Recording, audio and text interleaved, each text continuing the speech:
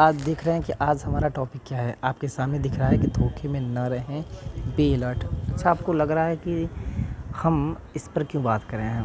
क्योंकि पता है कि आजकल के जितने भी स्टूडेंट्स हैं लगभग, अब हम तो मान रहे हैं कि लगभग यहाँ तक 70% स्टूडेंट्स अब केवल ऑनलाइन स्टडी करते भी हैं और वो पसंद भी करते हैं।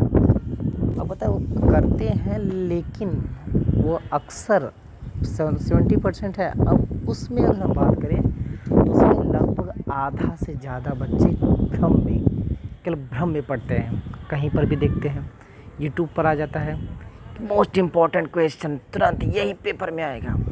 अब वो उसी के लालच में वो दिन भर, जब वो कहीं भी पढ़ते रहेंगे ना, वो दिन भर ऑब्जेक्टिव ही पढ़ते हैं। सिर्फ ऑब्जेक्टिव। आप बताइए, क्या आप सिर्फ ऑब्जेक्टिव पढ़कर, आप ही बताइए, सिर्फ ऑब्जेक्टिव पढ़कर आप किसी भी कंपटीशन को क्रैक कर सकते हैं? कदापि नहीं कर पाएंगे। अगर आपको कोई भी कंपटीशन क्रैक करना होगा तो उसके लिए सिस्टम बना है। अब सिस्टम क्या है?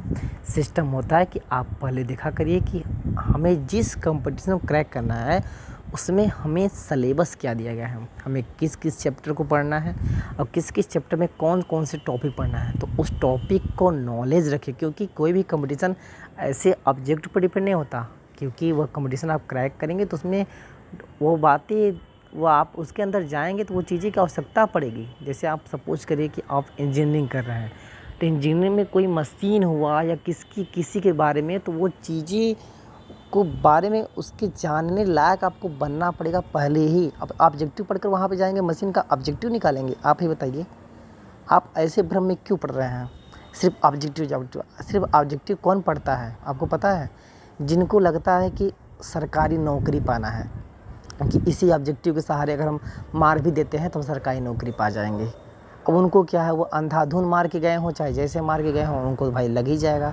लेकिन आप तो कंपटीशन की तैयारी करें। जैसे मान लीजिए आप गवर्नमेंट पॉलिटेक्निक की तैयारी करें, आप नीट की तैयारी करें, तो जिसके लिए आप तैयारी कर रहे हैं, IIT की तैयारी करें, तो आप ऑब्जेक्टिव पढ़ के जाएंगे क्या? ऑब्जेक्टिव पढ़ के अगर आप उसमें चले भी जाते हैं ना, तो आप देखिएगा, मेरी गारंटी है आप वहाँ के सबसे पुअर स्टूडेंट रहेंगे, सबसे बैड स्टूडेंट। क्योंकि आप सिर्फ रट के ऑब्जेक्टिव के माध्यम से गए। लेकिन जो बच्चा सिर्फ सिलेबस को सिस्टमैटिक ढंग से गया है, ध्यान दीजिएगा, वो वहाँ पर भी हमेशा टॉपर रहेगा। क्योंकि आपका भी दिल कहता है कि यस, क्योंकि उसको पूरी नॉलेज है, चैप्टर की नॉलेज, आपको उसके क्वेश्चन की नॉलेज है, सिर्फ क्वेश्चन की, लेकिन उसको पूरा चैप्टर के साथ साथ तब क्वेश्चन की नॉलेज है।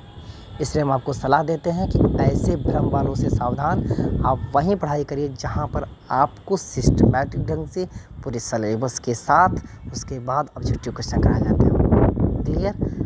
हम आपको यही सलाह देंगे। ओके, आज यहीं तक। और भी अगर हम कोई भ्रम देखते हैं तो हम आपको फिर सलाह देंगे कि अब ऐसा काम मत करिए।